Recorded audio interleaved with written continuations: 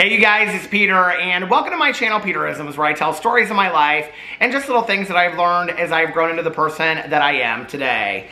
And I have all of my regular meditation books with me. So, let's get right into it. Are you ready? I thought we would start today with A Year of Positive Thinking, Daily Inspiration, Wisdom, and Courage by Cindy Spiegel. So, let's see what it has to say to us today. I'm in like such a great mood and I am so calm and I have gotten so much done today that I wanted to get done. I'm like, okay, now it's time for the fun, the relaxation part of it. So watch, all these meditations will be like super, super deep today. Okay, June, we're in July. Go back to June 16th today. Here we are. June 16th, replace fear. What if you replaced fear with curiosity, excitement, and optimism? For example, you could change, I'm afraid to try this because I've never done it before, to, I'm so curious about this, I'm excited to give it a whirl. See the difference in this simple mindset shift. Try it out for yourself. All right, I really, really like this meditation. As a person, we talk about in recovery, living from 100 points of fear, or, anyway. And I have been somebody in my life that has always lived from kind of like a point of fear of change, fear of this, fear of that. And, interestingly enough, in recovery, like when we do an inventory, when you do a 4-step inventory, one of the parts that you do is you make a list of fears. And I actually just did this with my sponsor. And it was a huge part of my inventory when I went over it with her, where you sit down and you talk about all of your fears. And I had been given a list of like just all these different kinds of fears. Fear of success, fear of this, fear of that, fear of, not being successful, fear of change, fear of loss, fear of whatever. And then you go through, and one of the things you talk about is how are you managing your fears, One of the things that I was afraid of for much of my life was change. I didn't like change. I didn't invite it into my life. I wasn't excited about it. I would always say, I don't like change, which is interesting because change is inevitable. It's going to happen, in your life.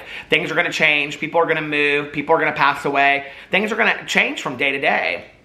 And it used to make me so nervous. I would always say, I'm a creature of comfort. I don't like my surroundings and things to change. And I think that I'm still, to some degree, that person inside. But today, I invite change in my life. I like change. I don't necessarily like change when it includes something tragic happening or something sad happening.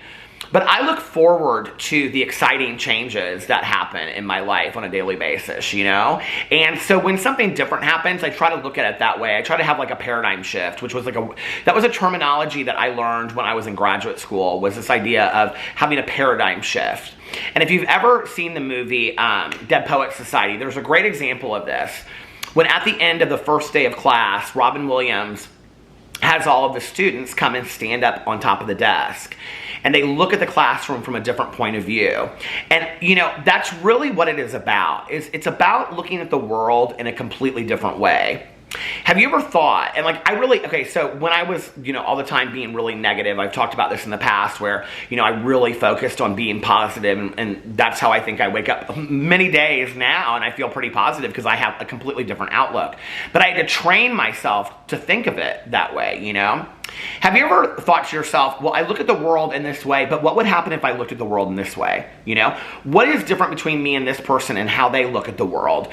I do think that all of this stuff that makes us up as a person, all of the background things that we have, all of our childhood, and the good and the bad, and the ugly and everything in between, I think all of that makes up how we look at the world. But it's up to us to choose how we look at the world. What if we decided to look at the world in a more positive way? What if we decided to look at fear and change, like the book suggests, instead of scary things, as curious things, as exciting things, right?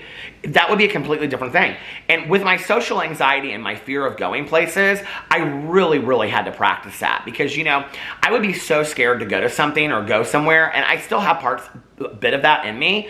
But over time, I'd be like, I would go, and then I would have such a good time that the next time I would have to remind myself, you had such a good time when you went the last time. Get excited about this. This might be really fun. You might walk away tonight and be like, this is the best time I've had in a long time, I've really learned to just go with the flow, and my husband is somebody that is very, very spontaneous. I mean, he's like all the time, like, let's go do this, and let's go do that, and let's go do this, you know? And like on vacations, or planning vacations and stuff like that, which we're getting ready to go on, I just kind of go with the flow, you know? Like, he'll come home and he'll say, oh, I bought tickets for something, like, we're gonna go to it next year, and I'll be like, okay, you know? Like, and I just kind of go with the flow. I've learned to be that because I've learned that I enjoy life more when I allow myself to do that. So, take a look at how you're looking at the world and ask yourself, is there any room for me to change it into a more positive way to look at this? Because it may change how I enjoy my life, you know? I think it's a great meditation. All right, let's read from Journey to the Heart today. Well, I almost reached for the language of letting go, so maybe we should look at that and see if it's an important meditation. Sometimes when I'm like drawn to a certain book, I'm like, okay, maybe that's an important meditation for today. Feeling good. Let's read this one. Feeling good, June 16th. Having boundaries doesn't complicate life. Boundaries simplify life. Beyond codependency. Let's read that again. Having boundaries doesn't complicate life. Boundaries simplify life. Beyond codependency. There is a positive aspect to boundary setting. We learn to listen to ourselves and identify what hurts us and what we don't like. But we also learn to identify what feels good. When we are willing to take some risks and begin actively doing so, we will enhance the quality of our life. What do we like? What feels good? What brings us pleasure? Whose company do we enjoy? What helps us to feel good in the morning? What's a real treat in our life? What are the small daily activities that make us feel nurtured and cared for? What appeals to our emotional, spiritual, mental, and physical self? What actually feels good to us? We have deprived ourselves too long. There is no need to do that anymore. No need. If it feels good and the consequences are self-loving and not self-defeating, do it. Today I will do for myself those little things that make life more pleasurable. I will not deny myself healthy treats. I think that's such a great, meditation, especially I always think of these meditations from the point of view of people that have so much to do. It's like, well, I have to do this, and I have to make dinner, and I have to get the kids' homework done, and I have to, go pick up the kids here, and they've got hockey and soccer and dance practice and all this kind of stuff, right? And I think in those moments, when we work 10-hour days and we come home and we don't really have a whole lot of time to enjoy with ourselves or our partner or kids or whoever, right? It's like, how am I supposed to enjoy the small, pleasures and treats of life? Well, maybe on the way to work, allow yourself 5 minutes just to listen to music that makes you really, really happy, Or take a book with you everywhere you go. And whenever you have to wait, pick up that book or magazine. Maybe you like to just read like some entertainment magazine or beauty magazine or something, Or, I don't know, car engineering magazine, whatever. Just take some magazine that you enjoy reading, right? And magazine subscriptions today, I will tell you, are super, super cheap.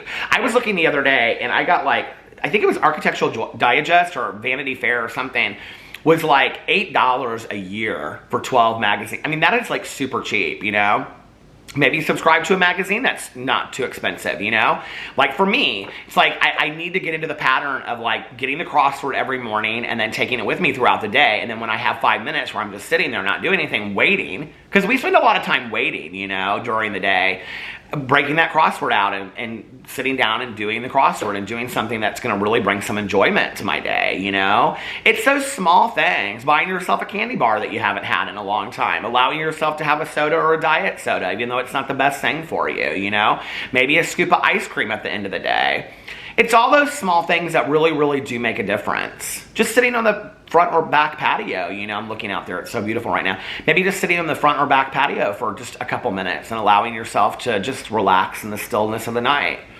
Those things don't take a lot of money and they don't take a lot of energy for us just to enjoy a little bit, and bring some just satisfaction and happiness to our lives. So allow the happiness in. Anyway, I'm going to end on that one. That's a good note to end on, and I love you guys, and I'll see you tomorrow. Bye.